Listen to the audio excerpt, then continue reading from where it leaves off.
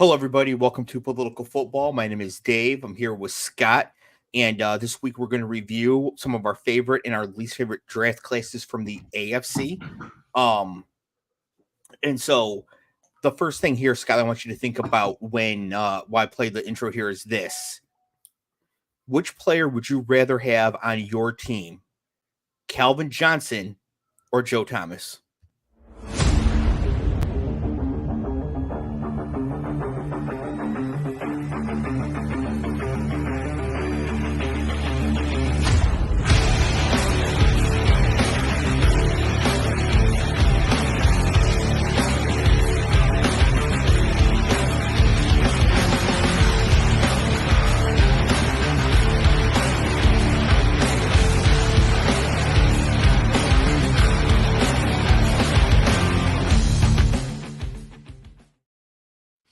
All right, Scott, answer the question honestly. Calvin Johnson or Joe Thomas? Who do you want? There's so much context that's required to answer that question. But aren't they both in the Hall of Fame? Correct. Who do you want?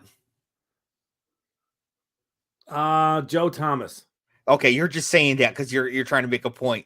No, I'm not. Full and damn well the answer is what's his face? Megatron, Calvin Johnson. Yeah. I mean, are we trying to sell tickets? No, we're trying to win football games. Then I think I'd rather have Joe Thomas. Why? Calvin Johnson won more games. Well, and that includes going 0-16. Although Joe Thomas went 0-16 too, I think. Okay. Right. So this is wide receiver wins a stat. Are we going there? No, but what I'm saying is that, and we'll get to this, is that wide receiver is more important than offensive tackle if they're evenly matched. So this launches us into our first class. I'll ask Scott. You're making the assumption that these guys are even, and they are not. So I asked Scott, give me your three favorite and least favorite classes from the AFC, and I'll just make notes around those. He said his favorite AFC was the Chargers. They were on my least favorite list. So we're starting with the best draft classes because we're going with Scott's list, which is the Chargers. But I want you to know this is the bottom three of mine. So, okay, let me just. It is, to me, talking about the best and the worst is so subjective to your own opinion about it. And I like a lot of the players that the Chargers took. Mm-hmm.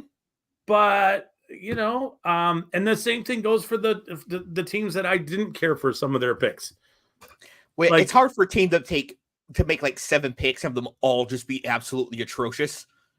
Yes, but right. Like if the first couple are like uniquely suspect, that's like a problem.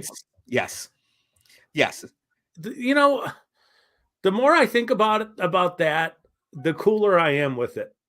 Horrible. Because of how important the quarterback position is. No, that's because you saw the comments we got on those shorts and you don't want to be subject to the harassment like I was. Listen, you know my opinion of that stupidity. I'm not going to swear because Liam is watching. Hello, Liam. And I don't want to subject him to bad language. Yes, they're subjective. I get it, but I don't. People are making these decisions. Some of the picks that we're going to get into later are strange.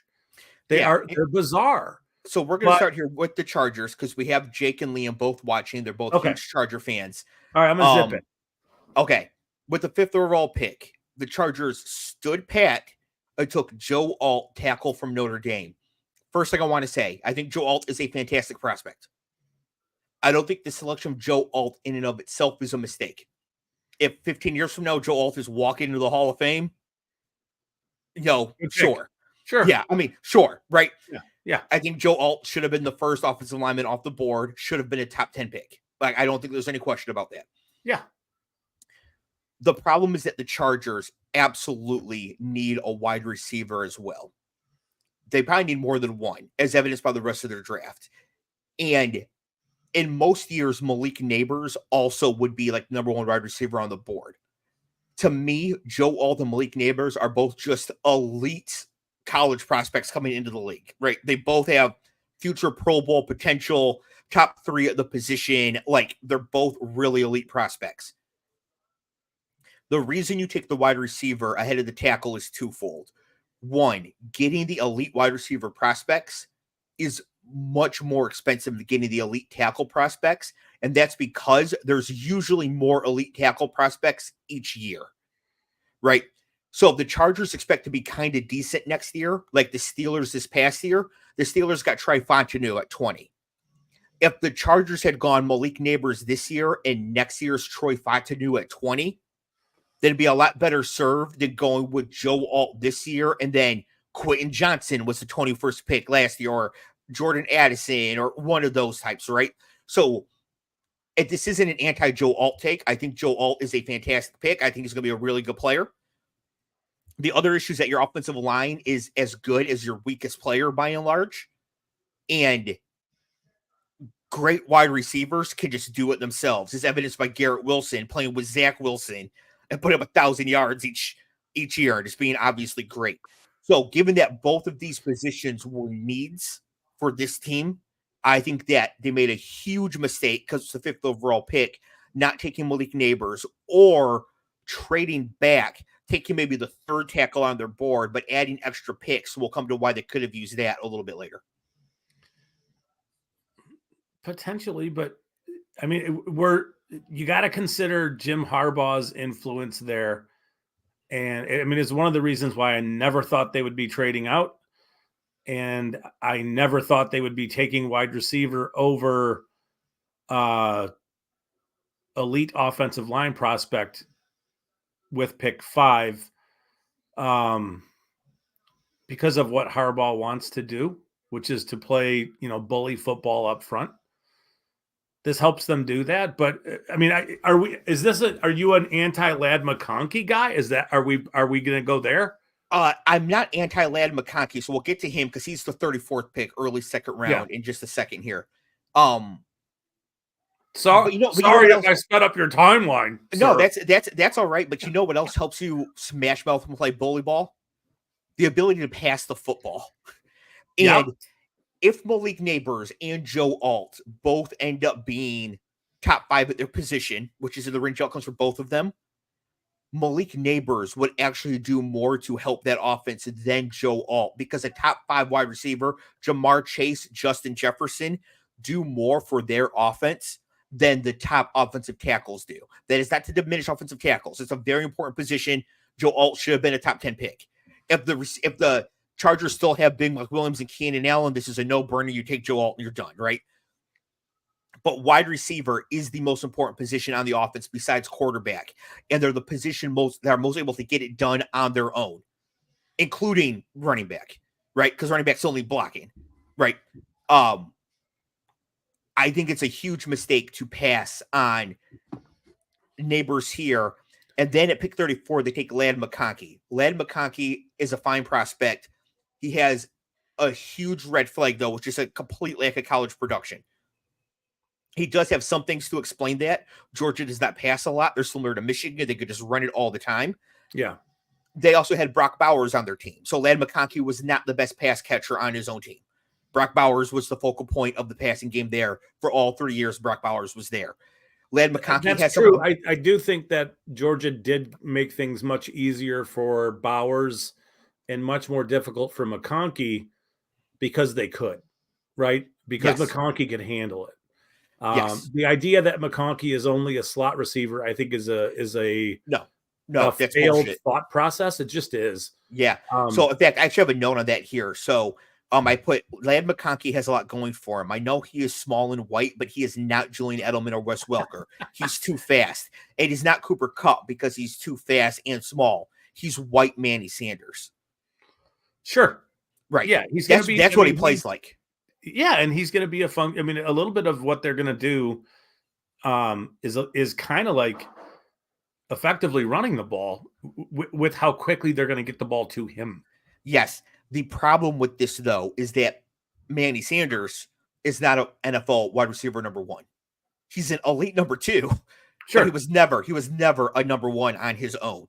And I don't think Ladd McConkey really has that either. And since we both are good, Quentin Johnston is probably not going to get it done, right? To me, like a process in which they're trying to get Quentin Johnston to work while massaging a player like McConkey and his versatility, while also addressing the offensive line, if that makes any sense. Like, yeah, I mean, they want Johnston to work. Yeah, I don't know that their strategy is not like it's Jim Harbaugh. Jim Harbaugh always has a plan, and usually executes his plan, right? Yeah, but he can have the wrong plan. He spent the first 6 years at Michigan with the wrong plan, right?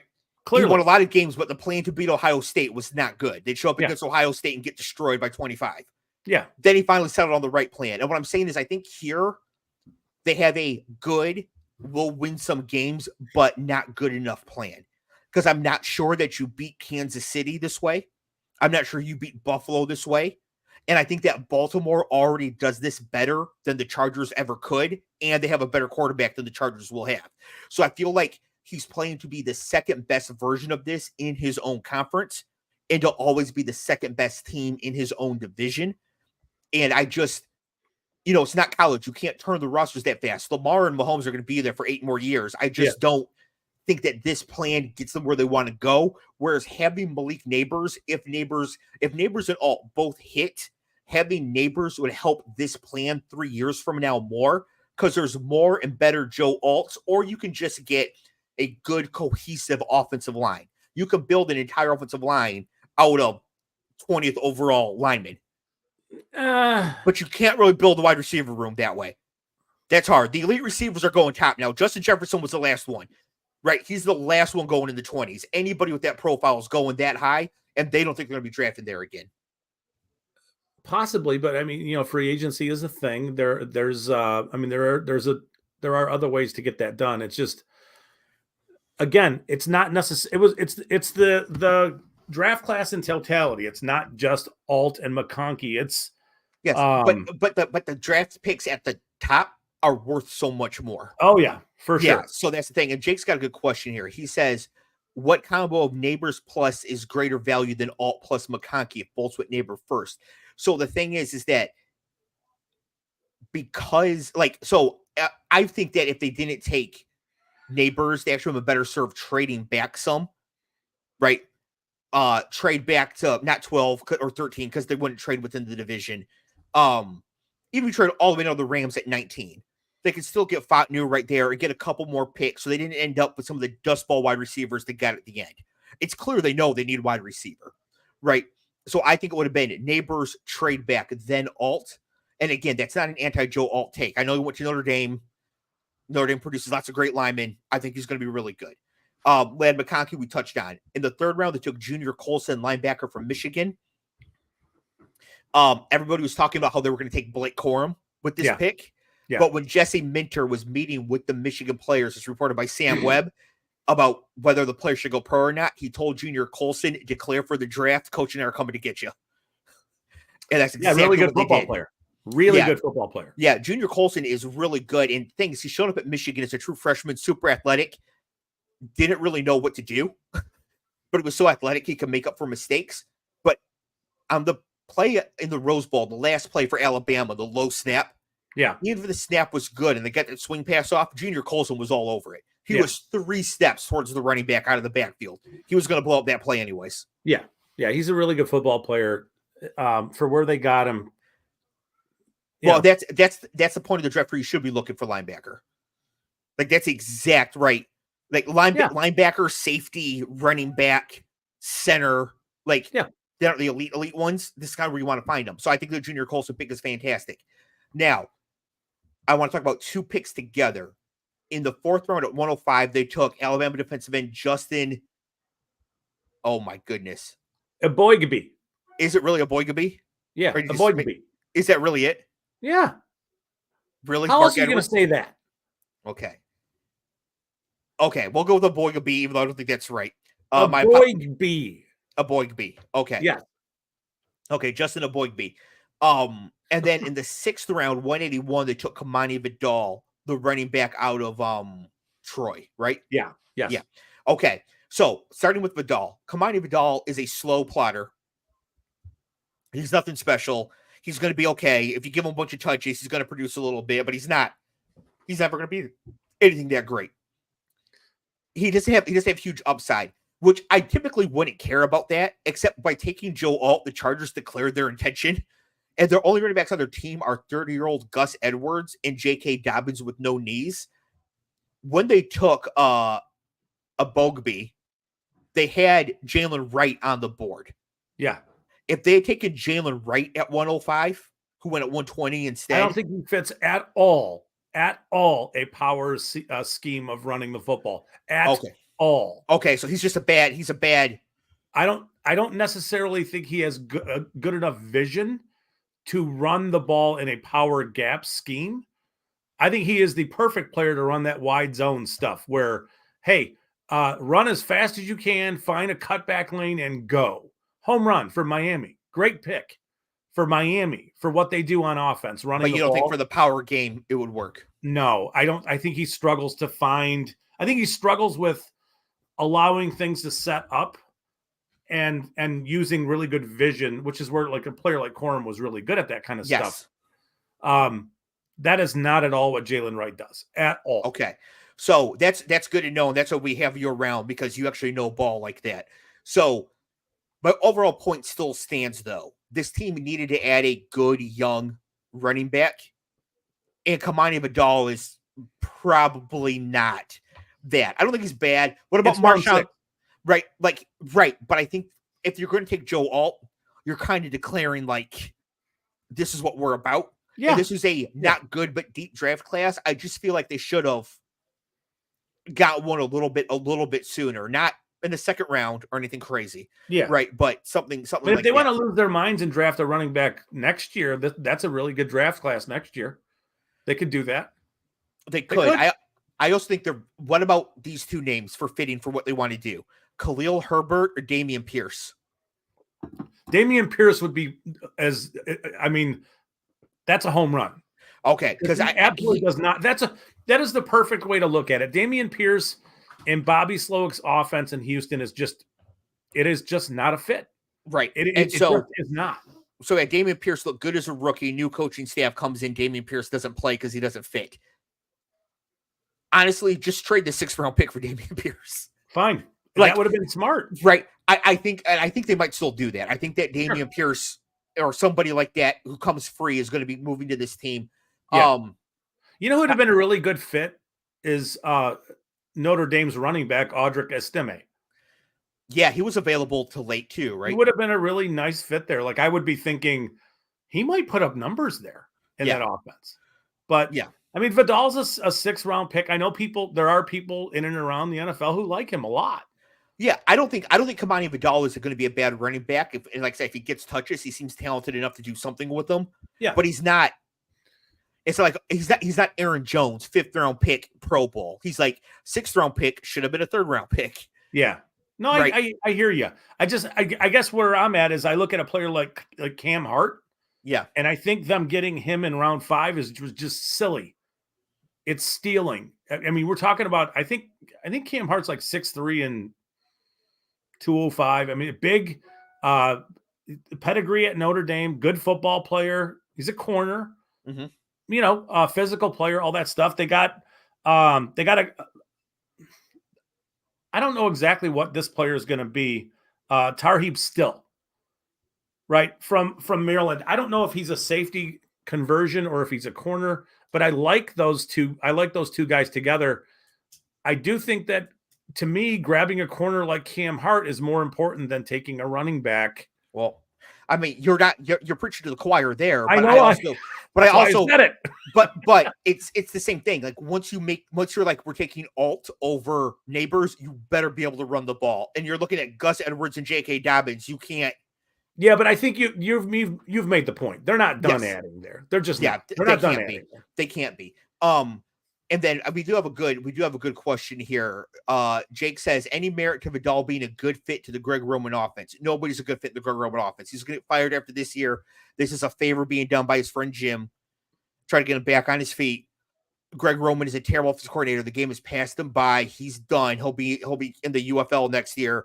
Just add a little more NFL stop on his resume. It doesn't matter. Harbaugh's going to run a power gap scheme. Yes. Period. That's what they do. And Harbaugh probably is the offensive coordinator. That's just what they're going to be. They want to play power football. They're going to pull guards. they're going to play lots of 12 and 13 personnel type stuff where it's just going to be heavy. So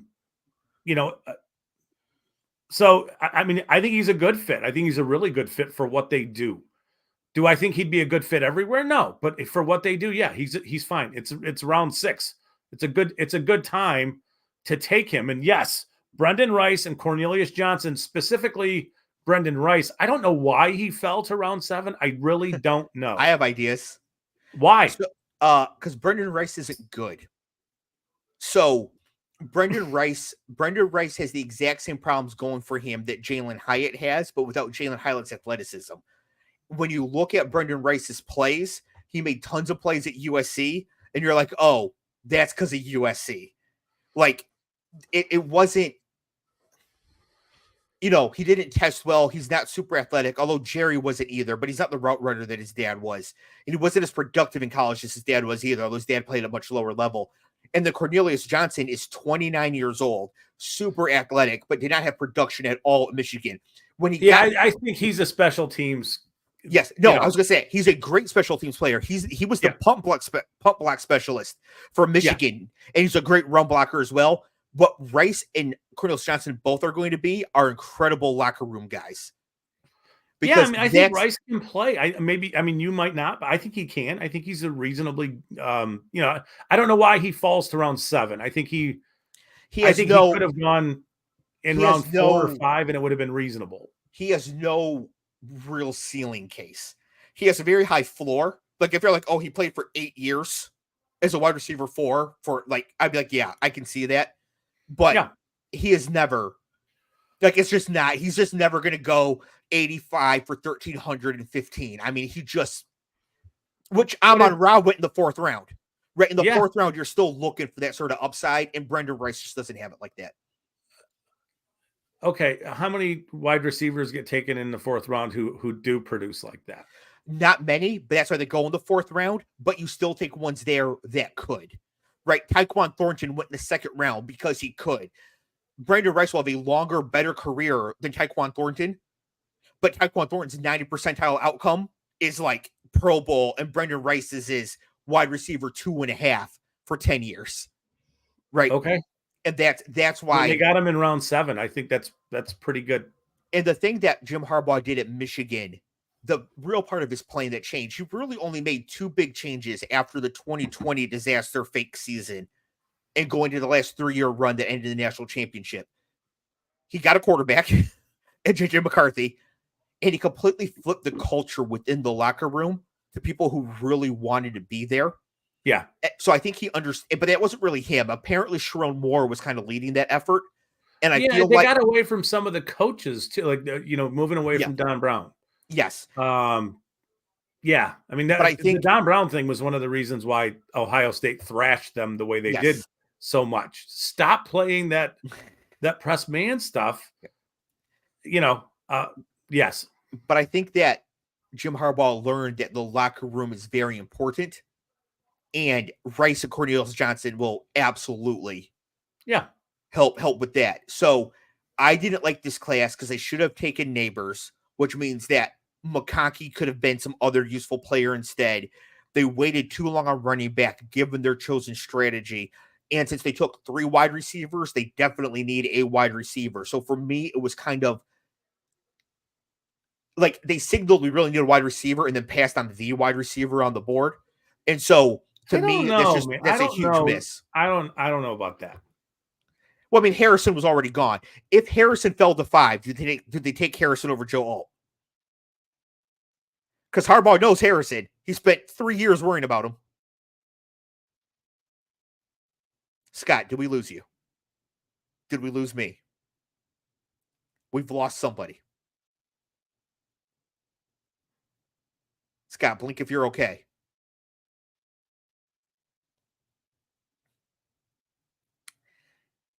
All right. So I think we lost Scott, or I'm frozen. One or the other. I have no idea. Either he's talking to me and doesn't know I can't hear him. Hey, can somebody in the chat say something if you can hear me? Tell me which one of us is frozen. And if I don't say anything, I'll assume it's me.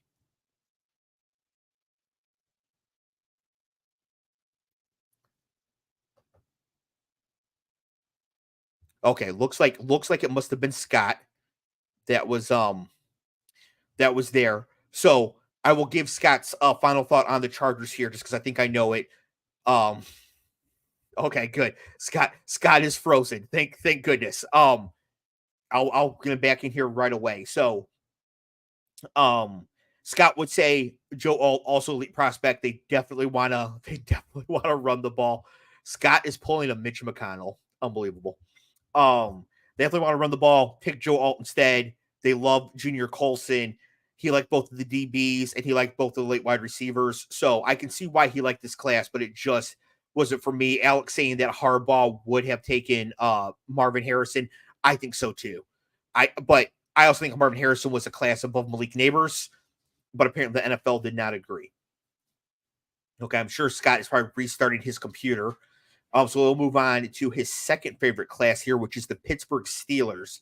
And I really like this class too. So we already mentioned in the first round they took Troy Fautanu, tackle out of Washington, who can play any position on the live on the line, and he can move into guard as well. And then they took at 51st Zach Fraser out of West Virginia, the center, who was getting some first round buzz. I got a message from Scott. Hang on. Okay, Scott says that his Wi-Fi is working, but the site says there's no internet. Well, that is very interesting. Hang on one second.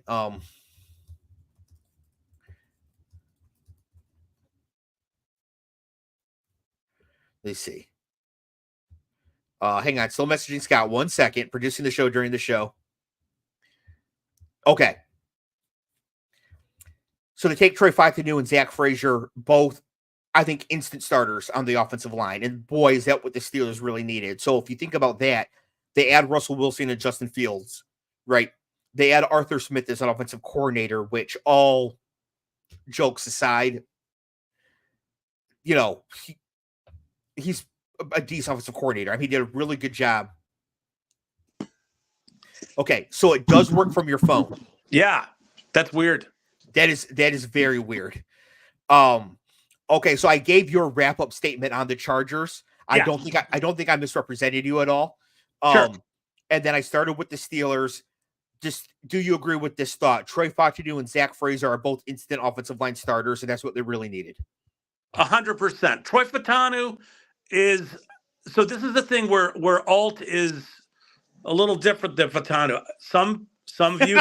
Scott, hang on. The microphone on your phone is giving you this giant lisp, and it's unbelievable. Okay.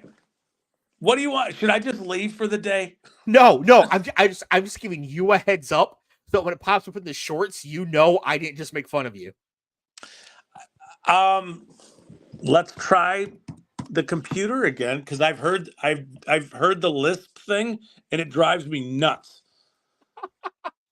I'm sorry. This is unbelievable. Hey, this is theater. Oh man. And the thing is too, I can't do a good lisp myself. Now, without sounding extremely problematic. No, I know what you're talking about.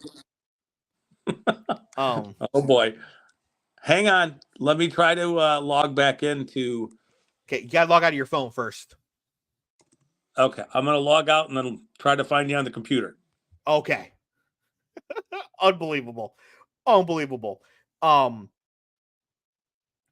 Okay, then in the third round, the Steelers take wide receiver Roman Wilson out of Michigan, who I think fell a little too far in the draft. Should be able to come into play for them right away. Probably filling that Deontay Johnson role. Won't be as good as Deontay Johnson right away, but I do think over time we'll get to be to about that level. So he was a great pick for them. Number 98, they took linebacker Peyton Wilson out of North Carolina State. Incredible athlete, one of the best linebackers in the country. Unfortunately, he has no knees.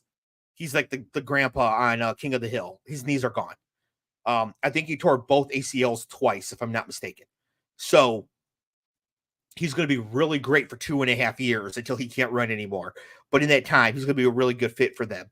I don't know much about their last three picks. South Dakota State guard Mason McCormick, but hey, it's Mike Tomlin taking on some linemen, so it's probably okay. Logan Lee, defensive end, Iowa, and Ryan Watts, DB from Texas. Honestly, we're going to need Scott for those guys. I don't know anything about them, but I do agree that this is a good, Jake, this is a good draft class in general. I think a good offseason for the Steelers. The problem is their division. The Ravens and Bengals are both just significantly better. And the Browns, did good last year with Joe Flacco. Deshaun Watson is even 80% of his prime. They're probably better as well. So the Steelers have this elite defense. I guess they can try to finagle some. Tomlin always wins more games than he loses. So I don't want to write them off, but that division is really tough. But if you put the Steelers in the NFC South, hello? Hi. But if you put the Steelers in the NFC South, they would win that division. Okay, quick recap. Roman Wilson, good pick, fell too far in the draft. Will take over for Deontay Johnson. Peyton Wilson, huge athlete, great linebacker, no knees, will only play for 3 years. Then I don't know anything about the last 3 people. Mason McCormick is probably been my favorite player in the entire draft. Oh, hello. Yes. Welcome back. You have Zach Frazier, who I think will play center at a very high level, 4-time heavyweight wrestling champion in the state of West Virginia. You can see it when he plays. Dominant interior offensive lineman. Mason McCormick, same thing. He's a dude. He's a badass. He's going to play either guard position, can play center, both of those things. Fatanu's going to play somewhere at a very high level. I don't know that it's going to be tackle. I don't know what side of the line he's going to play on. He should play tackle, but there was a perspective about him in the draft, about him being a guard. But, let's just say you added 3 very high level interior offensive linemen to that offensive line. I would say to go buy all the Jaylen Warren stock. I'm serious, man. Don't tell them. Don't tell them. Actually, you can tell them. They didn't pick up Najee Harris's 5th-year option. They did not. Yes. So, Okay, I'm actually going to say something that's going to blow your mind. Are you ready for this? Yes. Given his current price in drafts, which is in the late 80s, in the 7th, 8th round, in particular roster constructions, Najee Harris is a good pick. Sure, that late, absolutely. Yeah, he's going to have with Arthur Smith, because Arthur Smith's going to run the ball. They might not win, but goddamn it, they're going to run that football. They're going to run the ball and they're going to get help. I don't know if that help is going to show up in a huge way in year 1, but that offensive line just got rebuilt completely. I'm about 100 drafts in. Jaylen Warren's my highest owned player. That makes sense. Yeah. Okay, so please don't move on. Don't raise his ADP on me, please. Okay. So, and the last thing I said was that the Steelers are really good, much improved, but the division is so hard they might still stay in the same spot. Number 3, you really like the Indianapolis Colts. At number 15, they took defensive end Latu. Was he the first defensive player taken? He was. At 15. Wow. Yeah. That's why players like Terry and Arnold fall to where they go to, and it's just so next year is going to be the opposite. Next year you're going to see a bunch of defensive players go early, pushing down some of the offensive players. It's going to be how the next year goes. It's this one was different. This, having that many players go, but him being the first defensive player was a good prop to play in this year. It was depending on when you got it. For a long time, Dallas Turner was such a heavy favorite. Just betting anybody else was good. Some of us took Byron Murphy because our co-host said that Bears want to take Byron Murphy, which I think happens if the Falcons don't blow up the draft to take Penix. Potentially, because Doomsday's not there. So, but Latu to the Colts. I think this is a good pick. I think he's a really good player. Started at Washington, got medically retired at Washington, went to UCLA, played great for a couple years. Michigan did this with Benjamin St. Juste, a defensive back. They medically retired him. He goes to Minnesota, plays well, gets drafted by the Commanders. He's been a starter for the Commanders for 4 years now. He's kind of mid, but he was a 4th-round pick. Jalen Phillips did the exact same thing, the defensive end from Miami. but he got retired by UCLA and then went to Miami. Correct. But still drafted retired, a dude who had to retire because of concussions. Latu had to retire because of a neck issue. Yeah, so he got cleared by like so many doctors. He did. So he should be fine. Yep. Now, pick number 52, the Colts took Texas wide receiver Adonai Mitchell out of Texas, a player I thought was a first-round talent. And did you mention on the show about like the diabetes management issue? Okay. Yeah. So, wow, was Chris Ballard pissed at you, Scott? I heard it, and I took it to heart. Now, he wasn't pissed at you specifically. In general, though, Chris Ballard was pissed about the speculation surrounding AD Mitchell. When his diabetes, when he doesn't manage his nutrition, his blood sugar, he becomes a jerk, uncoachable, all this. Yeah. He was calling everybody, so it was bullshit. I mean, going to town. So, on the one hand, I get Chris Ballard wanting to take up for his guy. On the other hand, that pushed him down the board to you at 52. Don't educate the fish. If the players want to keep making mistakes, let them. Don't tell them they're doing something wrong. If they want to keep pushing good players to you later because they're wrong and saying this stuff, let them. Well, absolutely. Think about Mitchell in that offense with Richardson pushing the ball down the field. With Michael Pittman there already. Yeah, I mean, it's like, he's a really nice fit for what they already have in-house. He is. Yes. Yeah, I think that Michael Pittman, Josh Downs, AD Mitchell, and Alec Pierce could threaten for best foursome at wide receiver if Mitchell is a hit. Yeah, and if Mitchell's a hit, it means Alec Pierce is going to go bye-bye because he just makes him. Yeah, he'll be surplus to requirements, but this year he'll probably still be there. Yeah. So what team has 4 receivers better than? I mean, the Bengals are dead at 4. They have like Andre Yoshivash is their 4th, right? Like there's having 4 really good explosive wide receivers is not common. No, and having Richardson who can really get the ball down the field. It's going to be it's going to be fascinating with what they do. And then the other ones to me so Concalvis, the tackle they took, I think he's a swing tackle and likely a player who's going to be more of a guard than a tackle. I don't know that he's ever going to be, is he going to develop into a starting tackle? I don't think so. But Bortolini, the center from Wisconsin, really good prospect. He'll play, and I think that is it Ryan Kelly? Yes. Yeah. This almost signals to me that he may be done. Yeah, like, he's old. He's old as shit. Yeah, but I mean, it's like, this is a replacement there. Anthony Gold from Oregon State, it's a good wide receiver. Now, I know you're drafting him a little bit later, but he's a reasonable prospect. But I want to bring something up here. Anthony Gold was not as productive or good this past year as Brendan Rice.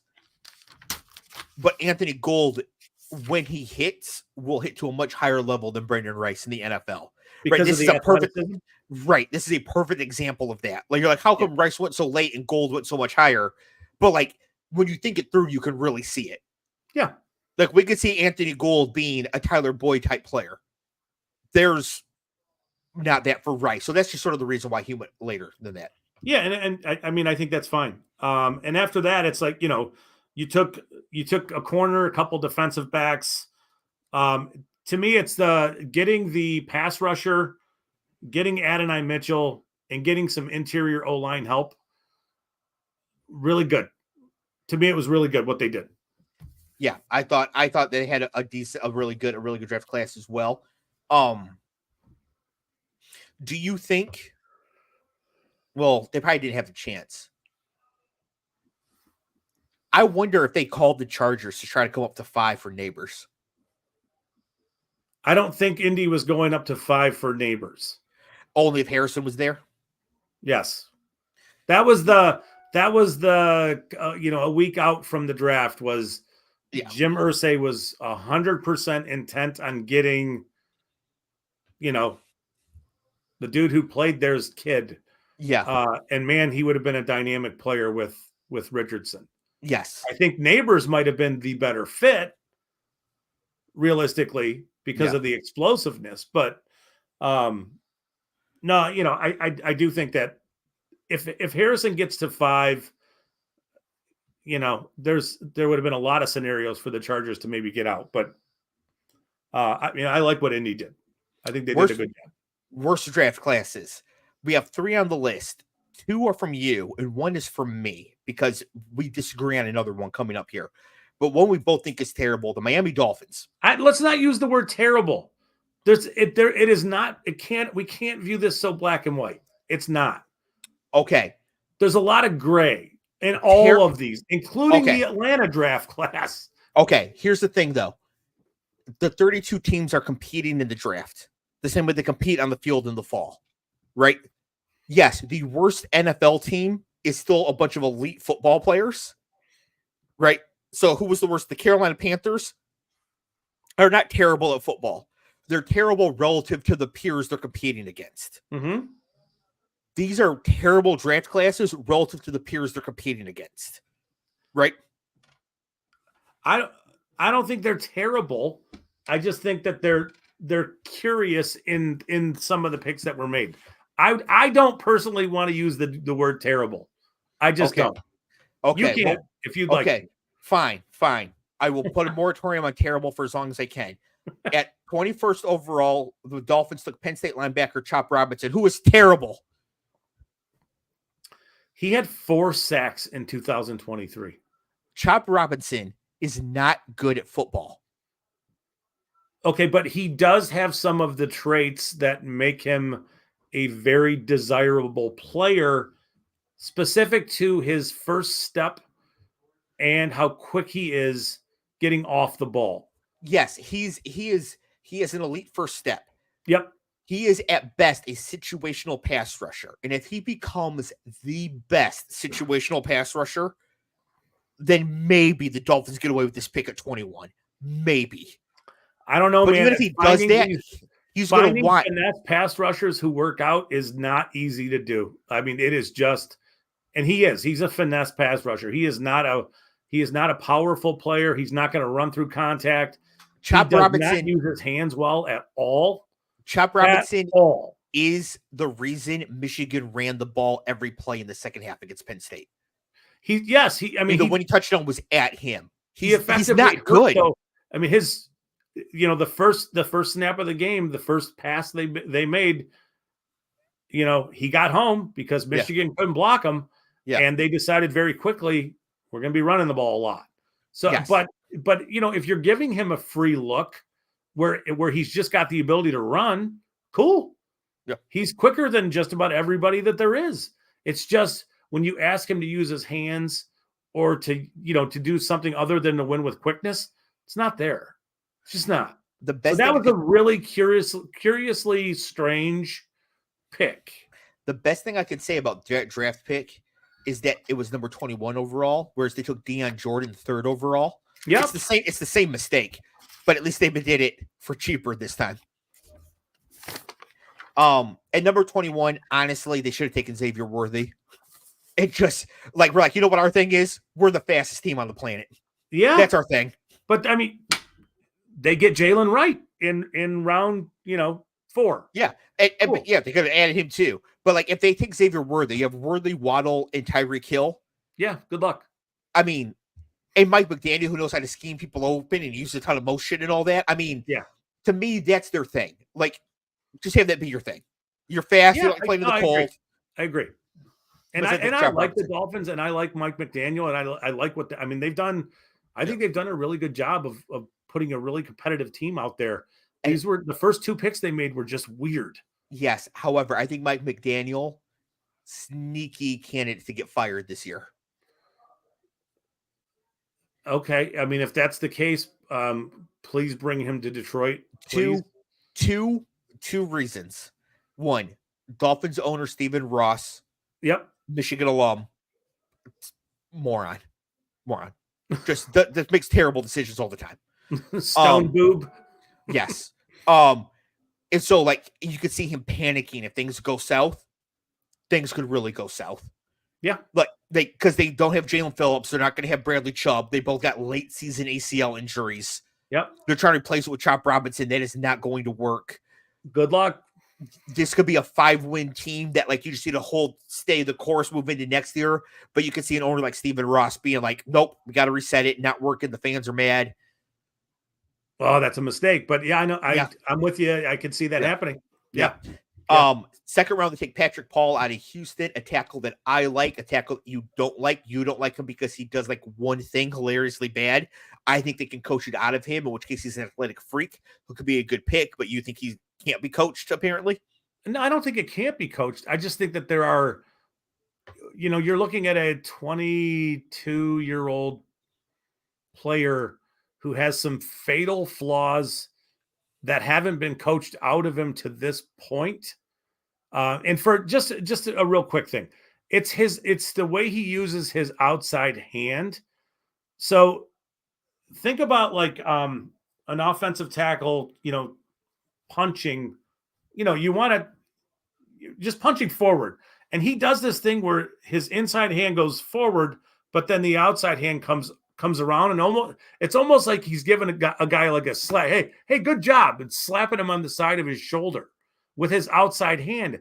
And that's the side that you need to be firmer with, because that's the whole deal for edge rushers is they want to soften that edge to make it easier to go through you and around you. And he's doing it for them.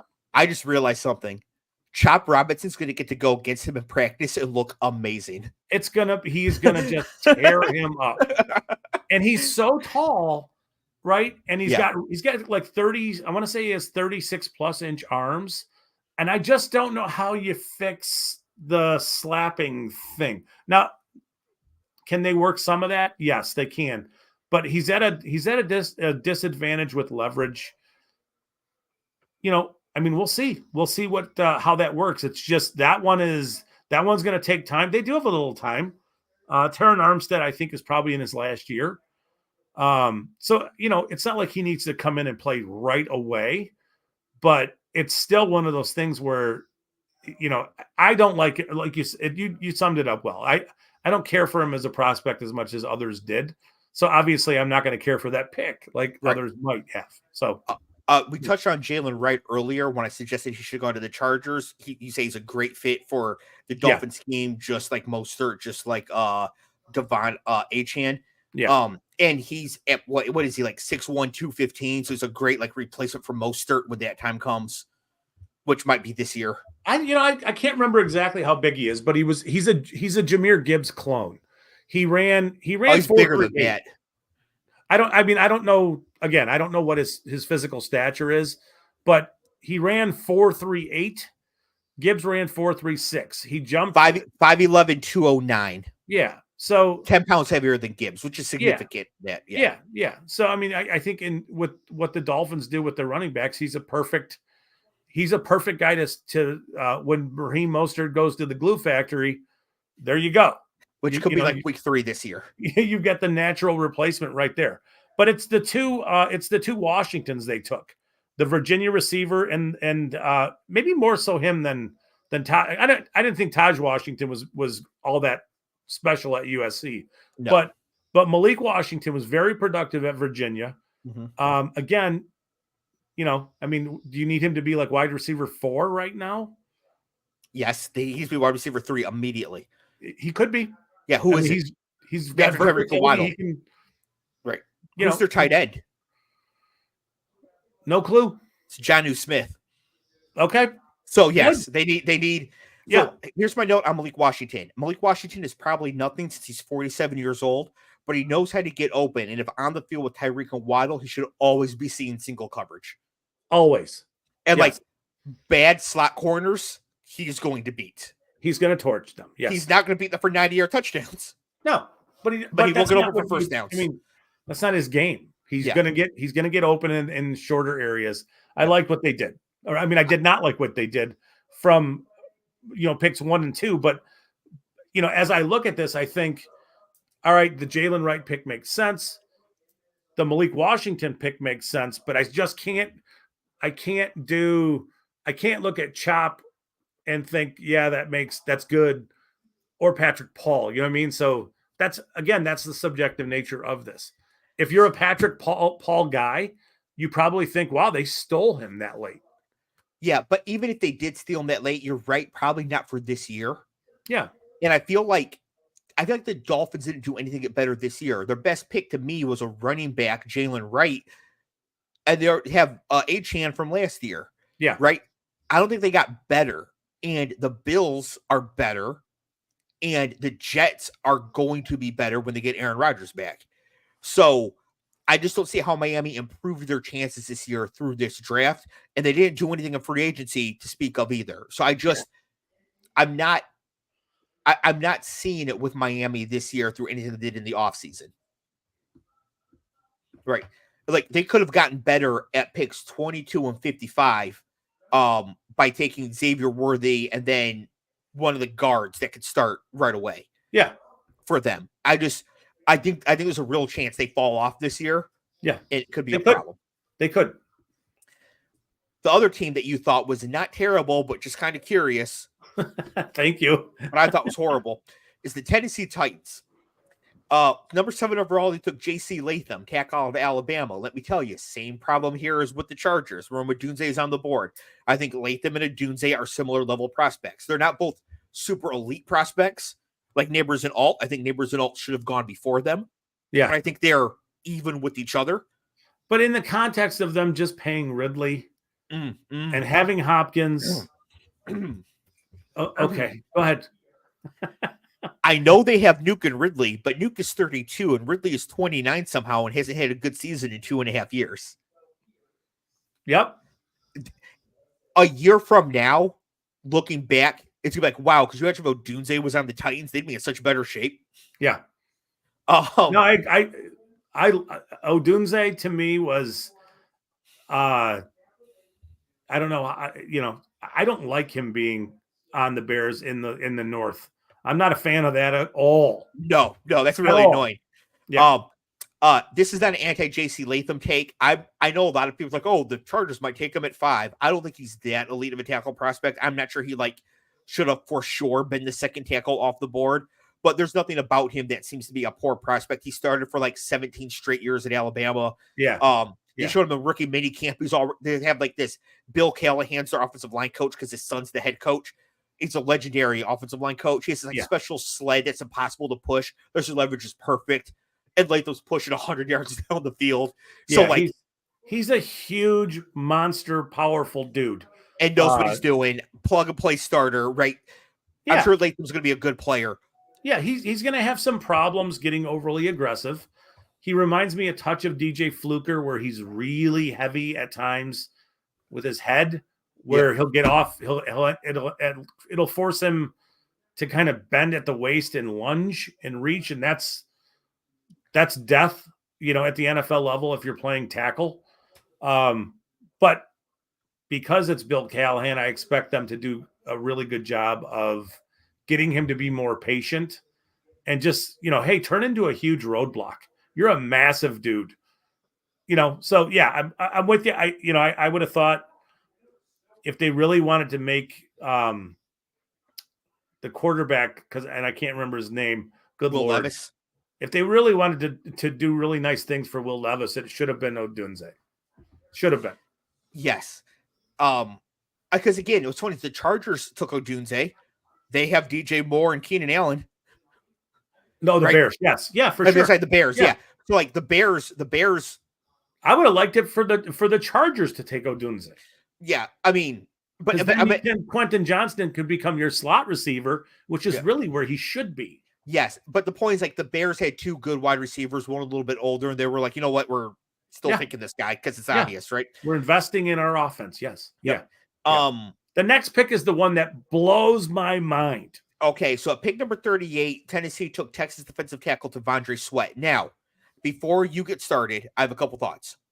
Shoot. One, when Michigan was in the playoff, and Michigan had beat Alabama in the first playoff game, I wanted Washington to beat Texas. Even though Michael Penix is light years better than Quinn Ewers, because Byron Murphy and T'Vondre Sweat were both good enough to actually win at the line of scrimmage against Michigan, and that could have given them an actual problem trying to establish the run, which is, of course, all Michigan needed to win. Yeah. So T'Vondre Sweat, to me, was a very good college player. Counterpoint, he is a walking red flag. He's too heavy. Uh-huh. I believe there's some character concerns there a little bit. Yep. So my thought is this: if he puts it together, he's Warren Sapp, but that's like a 5% outcome. Much more likely to be Eddie Lacy. Yeah, I mean, he got into like the 380s and 390s. That's big. Towards, you know what I mean? Like throughout the season last year. So there's the weight concerns. There's, it sounds like this is a kid who likes to party a bunch. And then you've got 2 weeks before the draft, or even a week before the draft, he's got a DUI. Right? Like, and you took him at, I mean, I would have thought he would have fallen to rounds, round 4 or 5. But to me, that speaks to his on-field talent. So that's questionable, because I understand that there is some talent there. I get it. But it's confusing as to what Texas did with him and Murphy, where they played Murphy as their nose tackle or their one technique, and he's like 300 pounds, and they would kick T'Vondre Sweat out and let him play as a 3, kind of further away from the ball, to have an easier time with guards and not have to deal with being, double teamed so much, which speaks to me a lot about what kind of shape is he in, how hard does he work, all that stuff, right? So I just thought at that early in round 2, remember, it's the 6th pick in round 2. It was rich. So basically, the thought is, if T'Vondre Sweat was like, if he had like that Kobe mentality, working as hard as he could with no character concerns, he'd weigh 360 pounds, would have gone to the top 15. He could be like in the 330s and be a dominant, Derek Brown type. Okay. Yes. Okay. Yeah. Because I don't know that he's he's too big to play as a 3. He needs to be he has to be a nose tackle. He looks like he ate Jerry Ball. Right. But the problem is that Texas didn't allow him to do that a lot, because I don't think they trusted him to be reliable enough to do that kind of stuff. Yeah. So that one right there is just like, that one's curious. Like, and maybe they get something out of him, and he'll grow up and turn into a really good player. He could. I mean, he's got every opportunity to do that, but wow, The rest of the draft, 106, they take North Carolina linebacker Cedric Gray. Could not tell you a thing about him. 146, Louisville DB Jarvis Brownlee Jr. No idea. 182, good player, right about where he should have gone. All right. In that range. Yeah. 182, Tulane wide receiver Jaquan Jackson. Really productive at college, 0 athleticism, but is also Ed Reed's nephew. Yep. So probably got that dog in him. Yep. A little bit. If dog levels are genetic, he's probably got some. Miami linebacker James Williams, no idea. Michigan linebacker Jalen Harrell, a situational pass rusher, almost Mr. Irrelevant. Yeah. You took 3 linebackers, right? Yeah. You took 3 linebackers. You took an out of shape dude with a DUI in round 2. Wow. Yeah. And like I said, Jaquan Jackson put up some numbers at Tulane, but he is like Devontae Adams ran in the 4.6, but when you watch him play, you're like, that's not a 4.6. No, yeah. He's going. Jaquan Jackson ran a 4.67, and you're like, that's a 4.8. That's not. Yeah. Something's wrong with that clock. Yes. Yeah. So I really like theirs at all. No, there's one more we're not going to get to this week. I just want to touch on just the first decision here. The Raiders with pick 13, they panic because all the quarterbacks are gone. And they take Brock Bowers, tight end out of Georgia. Brock Bowers, really good prospect. Yeah. The problem, there's 2. 1, good franchises don't take tight ends that high, right? And as Lions fans, we know this. We lived it twice with Ebron and Hockenson. Hockenson even worked out, and it didn't work out. Yep.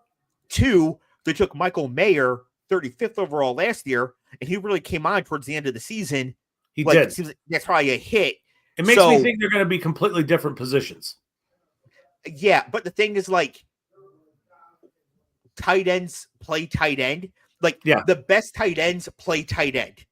Even the ones that go and catch passes play tight end. They play the tight end position. Tight ends that try to play wide receiver, like Mike Gesicki sucks, and he's an amazing athlete. He is an incredible athlete. You are correct. Because he's just a shitty wide receiver. Yeah. Right. If he could block somebody, he'd be a great tight end. They burned the 35th pick last year by doing this. Yeah. And probably lowered the ceiling on their 13th overall pick this year. And we know for a fact the Rams called to try to trade up because they called everybody. Yep. From like 7 to 13 until Bowers went off the board. Yeah. And then they stopped calling. Right. So they could be like, oh my God, the quarterbacks are gone. What are we going to do? Trade back, get some picks. Like, you know. No, I think you're right. I think there's a little panic that went there is, hey, let's just take the highest graded player on our board, the best available player that there is, and let's try to. They're going to try to make it work with Mayer, and my guess is Bowers is going to be that jumbo slot kind of player. I bet if they had called Cincinnati while the Raiders were on the clock and said, we'll give you Mayer for your second this year, the Bengals take it. Probably. They would have picked up pick number 18 in the second, like pick number 48 or something this year. Yeah. So it would have lost like 13 picks on Mayer. But like basically you recoup on Mayer and then you take Brock Bowers. I bet for sure or the Rams be like, tell you what, instead of that, just give us your second for Mayer. Yeah. Right. No, it's fine. They screwed this up so much. No, Paul says Kyle Pitts for wide receiver, for tight ends that play wide receiver. Kyle Pitts is awesome. 1,000 yards as a rookie. Yeah. They just don't throw him the ball. And when they do, it's never been accurate. There's a real chance. Like there's a real chance here for Kyle Pitts, but he also went 4th overall. He's like the most unicorn ever at this position. I don't even think it's fair to compare to him. But when you compare to other, like Evan Ingram for the Giants, he hit for Jacksonville. He did. Right. David Njoku took like 5 years before he finally did anything. Yeah. Right. Hawkinson took 3 years to really get going. Then he got traded within the division. Yeah. Right. It's not a good range to take tight end. And bad teams are the ones that tend to do it. Yeah. And it feels panicky. Yes, it does. The rest of we'll get into it if you want to later. The rest of their draft I thought was fine. Like, I mean, as I look at it, I think it's reasonable. But that particular move, it was such a mistake and showed like so much disorganization within the organization that it just portends that like they have no chance. So they're already in a division with Patrick Mahomes, right? And they have Sean Payton in charge of the Broncos. And then Jim Harbaugh comes in and he's in charge of the Chargers. They have a strategy I don't think is best, but they clearly have it and they're executing it. Then you have the Raiders panicking and just taking a tight end because he's top of the board. Right? Like the Raiders have no hope here. Him to be a big slot option with, elite tools to be able to win there. Then you look at Mayer and you look at Bowers and you look at Devontae Adams and you think. Yeah, but Devontae Adams is gone after this year. I know. He's gone. Yeah. This is where I don't necessarily trade him. I don't know that they might. Who knows? I don't know that they looked at the long term. Hey, what does this look like in 2 or 3 years? What does Mayer look like in 2 or 3 years? Mayer was a good prospect. Yes, a really good prospect. Great production at the tight end position in college. Yeah. Didn't test off the charts athletically, but neither did Mark Andrews. When Mark Andrews had crazy production. Yeah. Right? Because at tight end, if you can do it, you can do it. Yeah. But Bowers has done it very differently than most tight ends. Yes. He has. He does a ton of yards after the catch stuff. We'll see. I mean, it did feel panicky. It felt confusing when it happened. But not only that, every defensive player was still on the board. Yeah. Like, if they're still going to stay there, take Latu. Just put Latu and Max Crosby out there and be like, everybody's going to die. Sure. Right? I'm sure they need a defensive back. The Raiders always need a defensive back. Take Quinny Mitchell. Right? Do literally anything besides take a tight end. We have Michael Mayer. Yeah. Yeah. It's like, it was confusing. Yeah. Yeah. Okay, so that's the AFC review show. We're gonna go every other week here until we get into the team previews. So I think we'll just do one division at a time for the team previews. So we can try to keep them, between 60 and 75 instead of So we'll have like 8 of those and all that. So we'll be back in a couple of weeks. We'll have the schedule release, which is happening right now to go over for then. Gives me time to memorize week 16 and week 17. Scott, any final thoughts? No. All right. Well, thank you. I don't have any. I've seen my name. Harrison Butker is a trash human. If you don't know, Google it. My God. This guy's really going to make me root for the Raiders or the Broncos. It's amazing.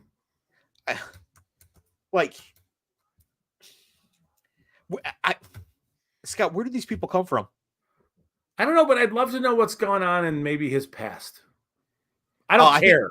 I really don't care. But something's gone on in his past to guide this sort of. I have a thought.